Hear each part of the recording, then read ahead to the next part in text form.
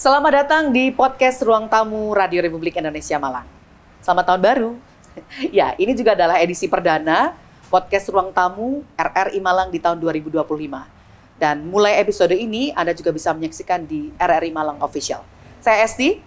Saya saat ini akan ajak Anda bicara tentang gizi dan masa depan bangsa. Kenapa? Karena ternyata bicara gizi itu kita nggak hanya bicara soal apa yang kita makan, apa yang kita konsumsi. Tapi kita bicara tentang investasi masa depan bangsa Indonesia. Apalagi sekarang sedang ada program namanya Makan Bergizi Gratis yang ditujukan untuk anak-anak, kemudian nanti ada juga ibu hamil, lansia, dan juga balita. Oke, membahas topik ini, saya sudah bersama dengan dua ahli gizi. Yang pertama adalah, sama-sama Ayu sih. Yang pertama ada Ayu Arizona, influencer yang juga merupakan owner dari nama Nutri produknya Honey. adalah Nutri Honey. Betul. Ini adalah produk-produk herbal. Herbal. Ya? Oke, kemudian saya juga bersama dengan Willis Cahyaning Ayu. Salam sehat. Halo, selamat pagi Mbak Hesti. Ya. Jadi salamnya apa nih? Salam gizi atau salam nutrisi? Salam gizi, salam Oke. sehat gitu. Ini lagi rame fokus tentang bagaimana sebenarnya gizi itu penting untuk masa depan bangsa. Karena untuk generasi unggul dan sebagainya menuju generasi emas ya. Yes. Indonesia Emas 2045. Tapi sebenarnya seberapa penting sih atau barangkali kemudian masalah gizi itu kenapa sekarang jadi perhatian serius gitu? Ada permasalahan apa tentang gizi di Indonesia ini? Oke. Ayo. Jadi ngomongin masalah kesehatan di Indonesia ya Mbak ya. Salah satunya adalah ada masalah gizi. Di mana masalah gizi itu sangat penting karena mereka yang mengawali tuh Indonesia Emas kan. Jadinya memang harus disiapkan tuh permasalahan gizinya harus dituntaskan seperti itu. Untuk masalah gizi di Indonesia sih sebenarnya banyak Mbak. Seperti stunting, terus underweight, terus juga dia itu wasting jadi kurus. Nah, untuk tingkat prevalensinya yang paling tinggi itu memang di anak usia sekolah Mbak. Jadi anak usia sekolah itu prevalensi untuk wasting atau kurusnya itu sekitar 28,5%. Jadi memang kita harus aware ya, pemerintah aware terkait oh ternyata ini anak-anak yang akan melanjutkan generasi selanjutnya ini memang harus dibenahi kayak gitu. Jadi memang untuk program yang makan siang di sekolah, terus untuk ibu hamil dan yang lainnya memang sangat penting untuk dilakukan. Oke. Seperti Jadi problem gizi itu ada stunting, terus apa tadi? wasting. Wasting Tuh itu yang kurus. kurus. Mm-mm. Terus Ada underweight tuh BB kurang. Jadi kalau anak balita BB-nya kurang, dia itu akan mempengaruhi untuk ini pertumbuhan tumbuh kembangnya. Entah itu dari dia imunitasnya kurang, jadi suka sakit-sakitan. Terus dari ini apa kecerdasan, mungkin dia agak lambat seperti itu. kalau yang overweight kayak begini, Itu lebih masalah gizi juga iya, nggak? lebih ke masalah degeneratif Mbak nantinya. oh, Jadi bukan masalah kayak- gizi, kelebihan gizi kali. Kelebihan gizi ya masalah gizi juga. Kalau misal overweight atau obesitas itu juga masalah gizi, tapi dia lebih ke beresiko penyakit degeneratif kayak stroke, penyakit jantung, diabetes kayak gitu. Oke. Jadi memang Itulah kenapa Kalau- kemudian program makan bergizi ini jadi penting. ya Sebenarnya makanan bergizi itu yang seperti apa? Karena mungkin tiap orang kemudian punya apa ya standar yang berbeda ya soal makanan bergizi. Mbak Willis, apa sih sebenarnya makanan bergizi itu? Oke, sebenarnya makanan bergizi itu kita nggak usah jauh-jauh mendeskripsikannya ya Mbak ya. Kalau di lingkungan sekitar ya makanan bergizi itu yang beraneka ragam, nggak cuma nasi dan juga lauk aja. Tapi ada juga protein nabati, protein hewani, kemudian sayur, buah gitu. Karena nggak ada makanan yang hanya bisa menyumbang satu jenis vitamin dan mineral. Makanya kita butuh berbagai jenis makanan yang bisa menyumbang kebutuhan gizi kita dalam sehari-hari. Khususnya kalau kita bicara soal anak-anak, pastinya butuh banget ya yang namanya gizi yang optimal gitu loh. Lagi-lagi tadi yang disampaikan Mbak Ayu juga bilang kalau tumbuh kembang anak itu perlu gitu loh didukung dengan makanan gizi yang optimal. Baik untuk kecerdasannya, kemudian proses dia belajar dan tumbuh kembang. Itu penting banget sih Mbak. Kenapa anak-anak? Ada hal yang spesial apa? Karena sedang pertumbuhan golden age, gimana? yang menentukan anak-anak itu bisa tumbuh maksimal atau optimal itu di 1000 hari pertamanya Mbak. Jadi kalau kita memenuhi gizi di 1000 hari pertama, insya Allah nanti kedepannya mereka itu lebih apa ya, badannya itu lebih siap untuk menghadapi dunia gitu loh Mbak. Oke, kalau nggak gitu nggak siap menghadapi dunia. Iyalah, kalau misalkan dia mau belajar pagi hari terus misalkan nggak sarapan, ya gimana dia mau konsentrasi belajar gitu. Oke. Pastinya dia Itulah kenapa kemudian menurut Anda program makan bergizi gratis yang penting banget. segmen ditujunya adalah terutama anak-anak itu menjadi sangat penting. Iya. Oke. Tapi kan sebenarnya gizi itu tidak hanya dibutuhkan anak-anak, Mbak Wilis, Mbak Ayu. Betul. Even kita juga sebenarnya butuh gizi kan. Seperti apa kebutuhan gizi anak-anak dan semua usia yang berbeda itu kan beda juga nih kebutuhan gizinya. Gimana tuh Mbak Ayu? Kalau kebutuhan itu sebenarnya sama sih Mbak. Jadi kita dalam satu kali makan itu memang butuh yang namanya karbohidrat, protein, lemak, serat seperti itu. Tetapi bagaimana kita tahu batasannya, bagaimana kita tahu porsinya. Jadi yang membedakan anak-anak, dewasa, lansia itu sebenarnya di porsi makannya dan pemilihan bahan makan seperti itu sih. Kalau saya masih ingat tuh emak-emak kita dulu itu kan selalu bilangnya adalah 4 sehat 5 sempurna. Tapi katanya sekarang rumusnya udah berubah. Iya. Jadi gimana nih rumusnya sekarang? Sekarang 4 sehat 5 sempurna itu diganti jadi tumpang gizi seimbang, Mbak Hesti. Jadi kita lebih sempurnakan lagi, tetap masih ada kebutuhan karbohidrat, protein nabati, hewani dan juga serat dan lemak. Cuman kita sempurnakan lagi ada aktivitas fisik dan juga kebutuhan mineral dalam sehari-hari. Itu juga penting untuk kita perhatikan karena biar seimbang antara apa yang kita konsumsi dan apa yang kita keluarkan itu harus seimbang gitu. Jadi konsepnya sudah beda dari yang dulu dan sekarang seperti itu. Kan ada juga konsep yang isi piringku ya. Ya, betul. Jadi kalau dalam satu piring kita makan, itu ada komposisi-komposisi gitu Mbak Ayu. Betul.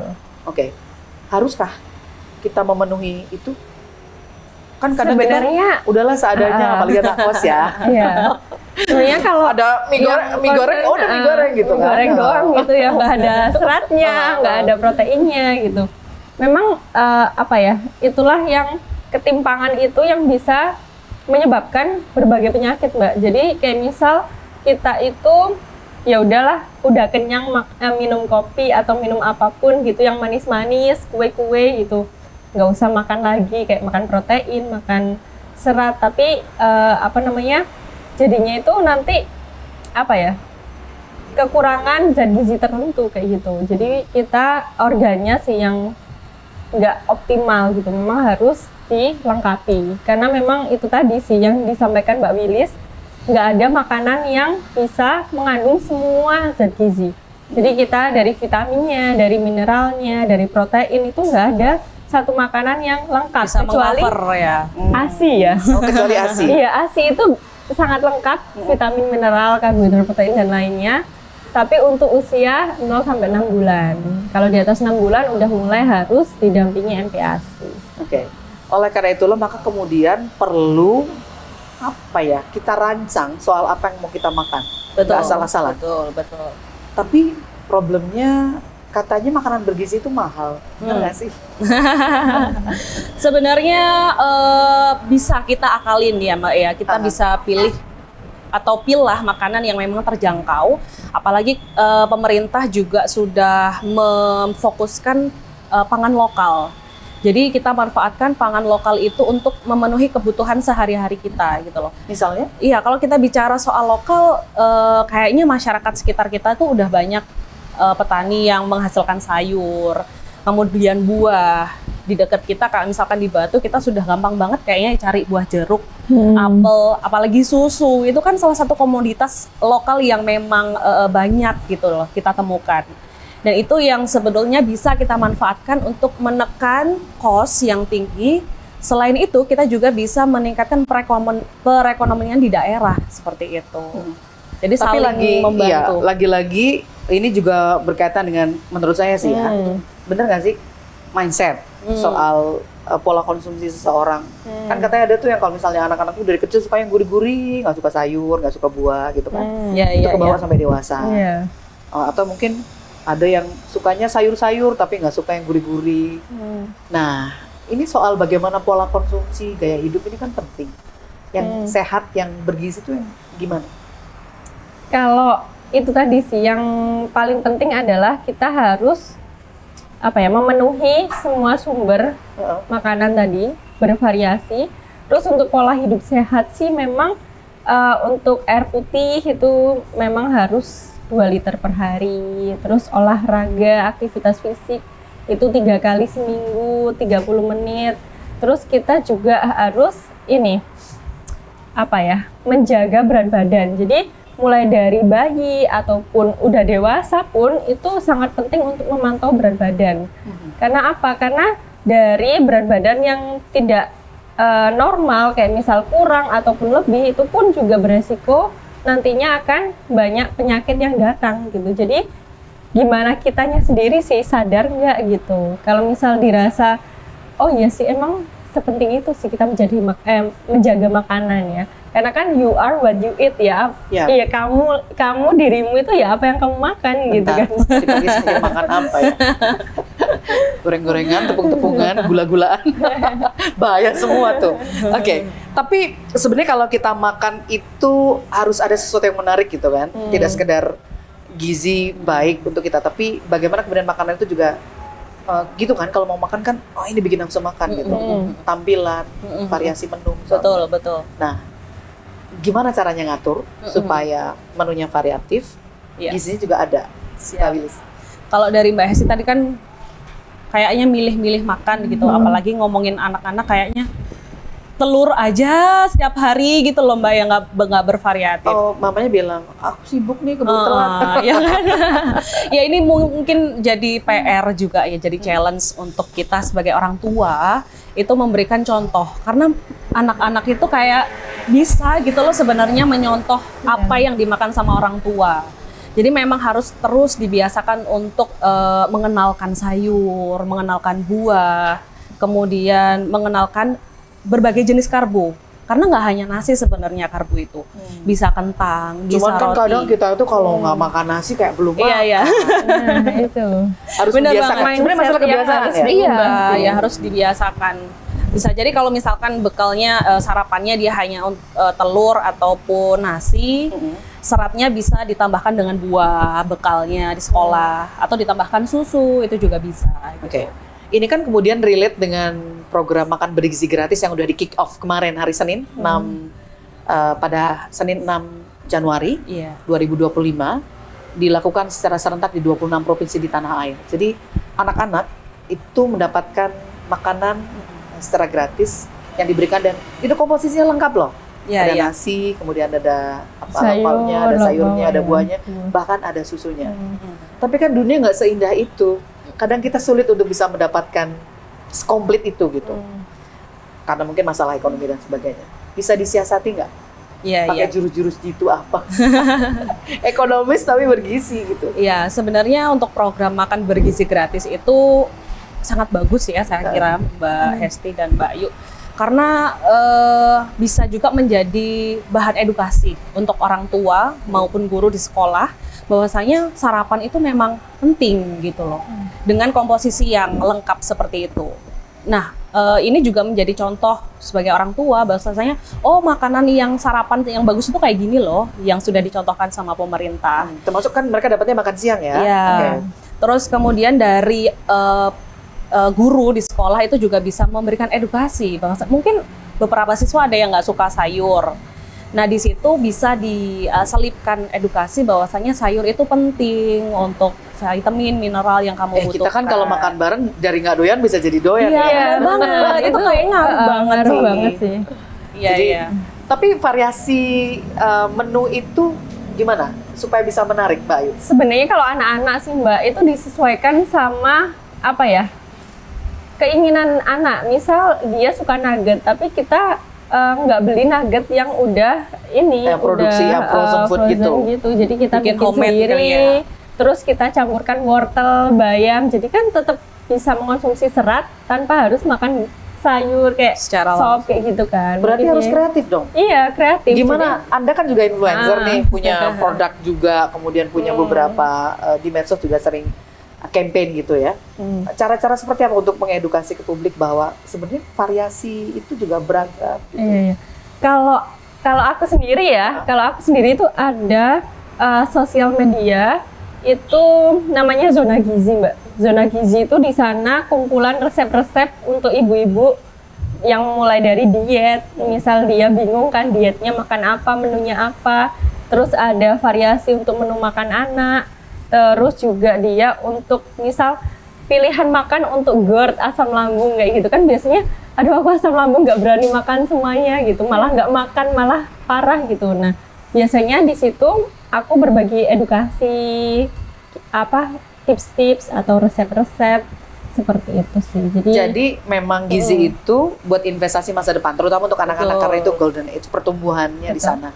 Tapi jangan lupa gizi itu juga penting untuk yang sudah remaja, sudah dewasa, termasuk lansia, apalagi ibu-ibu hamil gitu. Betul. Maka sebenarnya bicara soal gizi, karena ini tadi kita sudah sempat bahas soal program makan bergizi gratis, fokusnya memang anak-anak, kemudian ibu hamil dan lansia.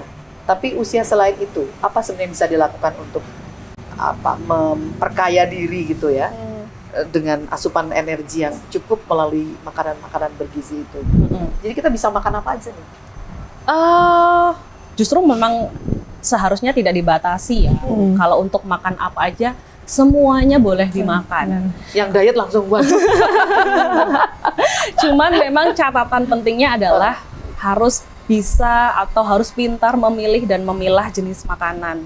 Karena ada beberapa makanan itu yang istilahnya ya Mbak, itu ada yang indeks glikemiknya tinggi atau bisa mempengaruhi gula darah seseorang. Itu juga bisa. Jadi harus semua makanan itu nggak ada kok yang dilarang ya kan. Semua kita boleh makan. Tapi yang perlu dicatat adalah berapa sih kalori yang kita butuhkan. Itu ada rumusnya sendiri. Jadi untuk dewasa, anak-anak dan lansia itu berbeda-beda untuk rumusnya. Jadi berapa kalori yang kita butuhkan, kemudian berapa porsi yang sesuai dengan kalori kita. Terus jangan lupa juga aktivitas fisik. Karena itu bisa membantu proses metabolisme dalam tubuh bisa berjalan lebih lancar lagi. Sehari itu sekarang disarankan makan berapa kali sih? Harusnya itu sehari 3 kali Mbak, pagi, siang, sama malam, dan 2 kali snack di jam sekitar sarapan dan makan siang sama sekitar. Jadi snacknya 2 kali aja? Iya, snacknya 2 kali dan makan utama 3 kali. Jadi kita sebenarnya 5 kali, cuma memang kita harus tahu porsinya, batasannya. Yang paling aware itu yang harus kita aware ya, entah itu makanan yang udah kita beli kemasan ataupun kita masak sendiri itu di gula, garam, sama minyak Mbak. Jadi harus dibatasin betul. 3 itu sudah ada batasannya. Misal kayak garam itu maksimal banget dalam sehari itu 4 sendok Mbak. Kalau minyak itu 5 sendok. Kalau gula itu tadi 4 sendok ya. Minyak 5 sendok sama garamnya itu 1 sendok teh gitu dalam sehari. Jadi misal aku pagi nih udah makan kerupuk nih sama mungkin telur goreng, berarti itu dihitung 2 sendok makan gitu. Berarti sisa 5 ya. Sisa kalau 5 gorengan ya. berapa sendok gitu? Gitu. Jadi sekarang kalau makan perlu berhitung seperti itu nggak? Lebih baik berhitung daripada nanti kayak kita nggak sadar kalau makanan kita itu sebenarnya udah melebihi batas kebutuhan harian kita gitu. Karena kalau melebihi 1 hari mungkin nggak terasa ya Mbak ya, tapi kalau udah sudah kebiasaan, bener kan? Kalau udah kebiasaan akhirnya nggak terasa kayak ya wes sing biasa itu ya itulah makanan sehari-hariku, itulah porsiku gitu. Jadi kalau makan porsi yang harusnya sesuai kebutuhan malah dia ngerasa kurang gitu kan. Soalnya dia udah merasa berlebihan gitu, kebiasaan berlebih. Dampak buruk apa yang terjadi kalau kemudian kita melanggar batas-batas normal kewajaran itu, Mbak Wilis? Karena kan kalau tadi investasi anak-anak untuk masa depan supaya mereka cerdas, sehat, pinter nanti, mereka akan jadi penerus bangsa. Kalau yang tua-tua ini kan jangka panjang juga bahaya juga, misalnya kalau masalah kesehatan gitu. Tentu kalau misalkan kita ngomongin batasan, sebenarnya semua jenis usia, semua kalangan usia itu ada batasan sendiri-sendiri.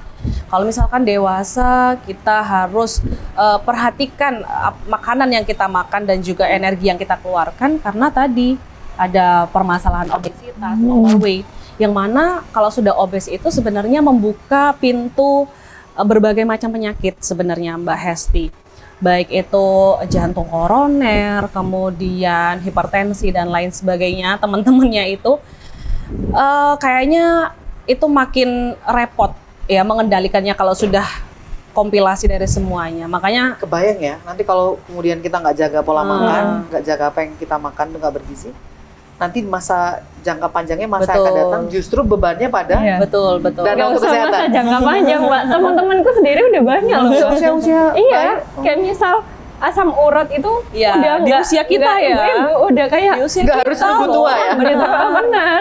Di usia sekarang yang 27 kayaknya masih muda loh, tapi udah ada kesemutan, Penyakit udah ya Allah. Itu kayaknya fakta. emang harus jaga Iya, banget. fakta banget. Apalagi di TikTok kalau Mbak Hesti tahu ya di FYP untuk pembelajaran kita semua gitu kan. Biasanya udah masuk Pembelajaran. IGD gitu Ya, baru. tapi ya lewat, oh iya dicermati, tapi nggak kita jadikan pelajaran juga gitu. Oke, so apa yang sebenarnya mestinya bisa kita lakukan gitu ya? Individu lah, kita bicara individu dulu. Kan harus mulai dari diri sendiri. Iya, betul. Apa nih yang, kalau Mbak Ayu punya tips, apa yang bisa kita lakukan nih? Supaya Yang kita juga pertama sih, sehat. secara umum. Tipsnya sih yang pertama memang sadar diri ya, Mbak. Jadi semua itu berawal dari niat, Mbak. Kalaupun kita sebagai ahli gizi nih, edukasi kayak A, B, C sampai Z gitu ya. Kalau orangnya tidak termotivasi dan dari niat diri sendiri dia nggak mau berubah untuk jadi lebih baik, ya udah kita nggak bakal bisa merubah kebiasaan orang itu menjadi baik gitu. Jadi memang harus dari niat diri sendiri kayak, oh aku nanti pengen tuanya seperti apa, tua yang di kursi roda atau tua yang sehat bisa main sama cucu-cucu gitu, tua yang sakit di rumah sakit kena penyakit stroke, diabetes dan lain-lain, atau tua yang dia masih bisa liburan bareng cucu-cucunya kan. Kok aku jadi sebenarnya sedih ya? iya emang kita itu kayak kalau nggak sakit nggak kapok, Mbak, gitu biasanya kalau anak muda ya kan. Dikasih sakit, Ha-ha. baru tahu, oh ternyata nggak Iya. enak ya sakit. Mahal itu Mahal itu kesehatan. So kalau itu kan untuk semua umur gitu ya. Kalau untuk ibu-ibu, karena ini investasi masa depan untuk anak-anak, maka gimana? Tentu untuk anak-anak ya Mbak, kita sebagai orang tua tadi ya harus memperhatikan asupan makanan anak-anak. Terus sekarang informasi kayaknya udah dari berbagai macam sumber, dari mana aja kita bisa baca. Tapi yang jelas harus informasi yang akurat ya tentunya. Terus memberikan makanan anak itu juga harus sesuai porsi yang sudah dicontohkan dari pemerintah itu untuk kita adopsi di rumah. Kira-kira menu apa saja yang bisa kita aplikasikan untuk anak-anak gitu. Dan jangan lupa juga untuk terus memantau aktivitas fisik mereka. Karena kayaknya sekarang banyak sekali aktivitas fisik ataupun kegiatan olahraga yang digemari terbatas anak-anak ya. gitu loh. Itu juga bisa membantu untuk balance antara energi yang masuk dan juga energi. Sekarang anak-anak itu kebiasaannya main HP, gadget gitu loh, Nggak Mbak. bergerak. Jadi, iya, nggak bergerak. Itu kayaknya catatan Nggak aja sesuai. lah. Catatan yang memang harus. Asupan yang masuk sama yang keluar nggak seimbang gitu ya? Iya, betul. Oke, ini jadi apa tadi bahasanya, pembelajaran diri. Apa yang kita obrolin kali ini juga semoga menjadi pembelajaran diri bahwa ternyata gizi itu cuma harus mahal gitu ya, makanan bergizi itu, dan emang kita juga harus mulai dari diri kita sendiri gitu Betul. ya. Saya juga kayaknya harus mempertimbangkan lebih jauh tentang apa yang saya konsumsi.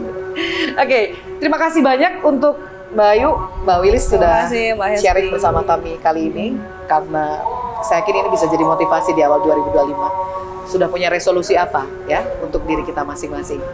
Dan jangan lupa untuk terus menikmati podcast Ruang Tamu bersama Radio Republik Indonesia Malang. Edisi kali ini sekali lagi masih dalam suasana Tahun tahun baru. baru, karena ini edisi perdana. Semangat 2025, makan makanan bergizi untuk masa depan Indonesia. Saya Esti Sulistia. Terima kasih.